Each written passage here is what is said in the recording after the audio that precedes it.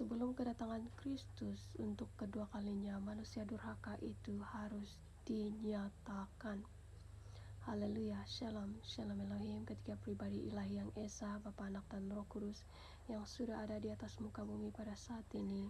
Rohnya Bapa Yahweh yang ada di dalam dirinya Pak Iman Lagu, Roh Tuhan Yesus Kristus yang ada di dalam dirinya Pak Aditya Nugrahanto, dan Roh Kudus Roh kebenaran yang ada di dalam mempelainya Ibunda Fei Hamdani. Shalom Elohim juga buat semua para saksi sorga, para mempelai-mempelainya, para malaikat-malaikatnya, para nabi-nabinya, anak-anak Tuhan dimanapun berada. Shalom, shalom Elohim.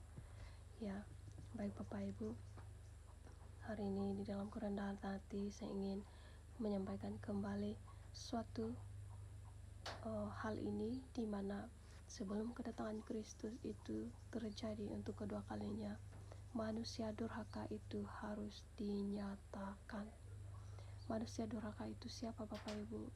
Dia adalah roh antikristus itu sendiri yang datang menyamar sebagai penyelamat palsu, sebagai Mesias palsu, yang menyatakan mukjizat-mukjizat palsu, yang menipu daya umat manusia itu Bapak Ibu. Dan roh antikristus itu sudah menyatakan dirinya Bapak Ibu sejak beberapa waktu itu, sejak beberapa tahun yang lalu. Ia datang bahkan merasa bahwa ia melebihi daripada yang disembah, yaitu Allah itu sendiri. Dan ia duduk manis, ia duduk di dalam gedung-gedung gereja, di dalam bait Allah, karena manusia sudah menerima. Ia masuk di dalam gedung-gedung gereja, memerintah di dalam gedung-gedung gereja.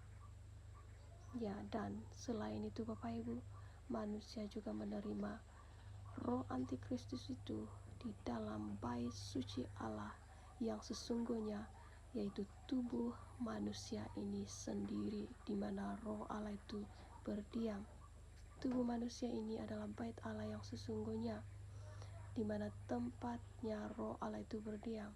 Tetapi banyak orang telah menerima tanda binatang 666 melalui suntikan vaksin itu, yang telah merusak bait suci Allah yang sesungguhnya, yaitu tubuh ini Bapak Ibu, di mana setiap manusia yang tidak menerima tanda 666 itu tidak bisa menjual, tidak bisa membeli, tidak bisa pergi kemana-mana, bahkan tidak boleh masuk ke dalam gedung gereja sekiranya tidak disuntik.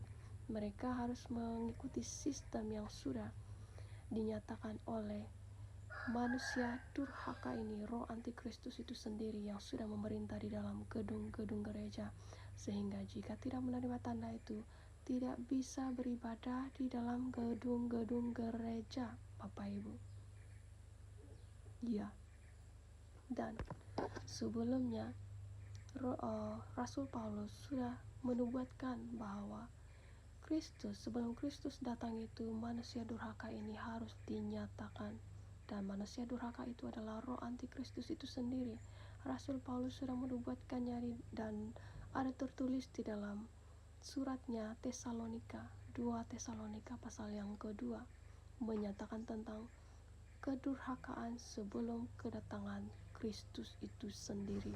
Mari kita lihat di dalam 2 Tesalonika pasal yang ke-9, mengatakan bahwa kedatangan si pendurhaka itu adalah pekerjaan iblis, dan akan disertai rupa-rupa perbuatan ajaib, tanda-tanda dan mujizat-mujizat palsu, dengan rupa-rupa tipu daya jahat terhadap orang-orang yang harus binasa, karena mereka tidak menerima dan mengasihi kebenaran yang dapat menyelamatkan mereka.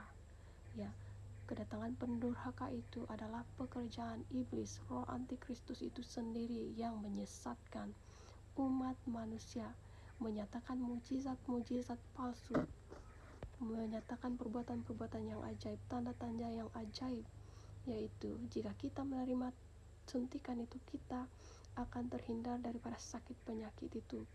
Jika kita menerima tanda itu, kita akan sembuh. Jika kita menerima suntikan itu, kita tidak akan terkena sakit itu Bapak Ibu. kita sewenang-wenangnya menyuntikkan sesuatu di dalam tubuh bait Allah ini yang harusnya kita jaga.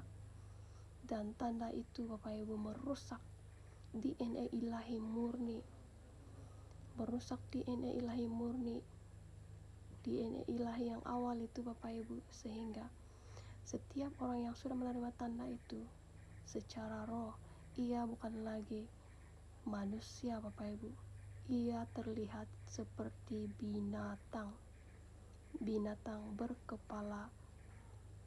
berkepala kambing kah, berkepala hewan seperti itu, tetapi bertubuh manusia. Makanya Allah tidak mengenali mereka lagi Bapak Ibu. Mempelainya ilahi, Ibunda Fei Hamdani, mempelai yang terpilih, yang terexcellent di hatinya Bapak Yahweh, sudah menyatakan tentang hal ini juga Bapak Ibu, bahwa si pendurhaka keji itu sudah datang.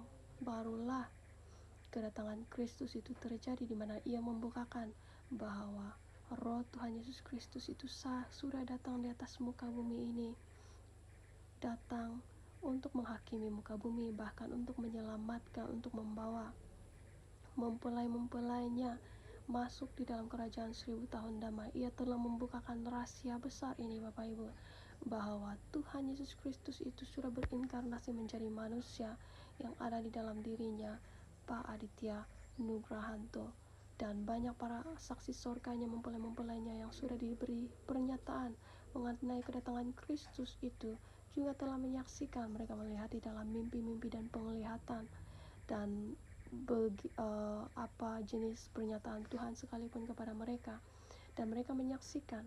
Karena itu juga kami juga menyaksikan. Kami tidak dapat berdiam, menyimpan apa yang telah kami lihat, apa yang telah kami dengar Bapak Ibu, mengenai kedatangan Kristus itu sudah ada di atas muka bumi ini. Ia datang untuk mendirikan kerajaannya 1000 tahun damai yang ada di atas muka bumi. Dan kerajaan 1000 tahun damai itu adalah dimensi cahaya, dimensi yang tidak dapat sembarangan orang boleh masuk Bapak Ibu. Dan mengapa juga Bapak Ibu manusia durhaka itu diizinkan mendahului Kristus Bapak Ibu? Karena lewat ini manusia tersaring Bapak Ibu. Lewat ini terpisahlah mana yang ilalang dan mana yang gandum, seperti itu. Dan kedatangan Kristus untuk kedua kalinya adalah untuk memberikan kesempatan bagi setiap orang yang sudah menerima tanda itu, karena pribadinya itu sendiri. Aditya Nugrahanto itu sudah menerima tanda binatang itu juga, sehingga ia boleh merasakan apa yang dirasakan oleh anak-anaknya yang sudah menerima tanda itu. Dan ia 2000 tahun yang lalu telah menaklukkan maut itu sendiri, sehingga maut itu tidak ada berkuasa atas dirinya Bapak Ibu. Ia harus menerima, sehingga setiap orang yang menerima tanda itu diberi kesempatan untuk diselamatkan sekali lagi. Karena itu mari kita kejar. Jika kita sudah menerima tanda binatang itu, mari kita kejar perkenanan Tuhan itu sendiri atas pribadi kita, dengan pertobatan kita yang sungguh-sungguh memohon pengampunan, belas kasihan Tuhan setiap waktu, setiap hari, agar belas kasihannya turun bagi setiap kita untuk dapat bisa dinetralkan darah kita yang sudah dirosak oleh tanda binatang 666 itu, yang sudah dirosak oleh si pendurhaka keji itu. Haleluya. Terpujilah nama Tuhan kita Yesus Kristus yang sudah ada di atas muka bumi pada saat ini, yang sudah berinkarnasi menjadi manusia, ada di antara manusia, tinggal di antara manusia pada saat ini. Di dalam dirinya Pak Aditya Nugrahanto. Haleluya. Amin.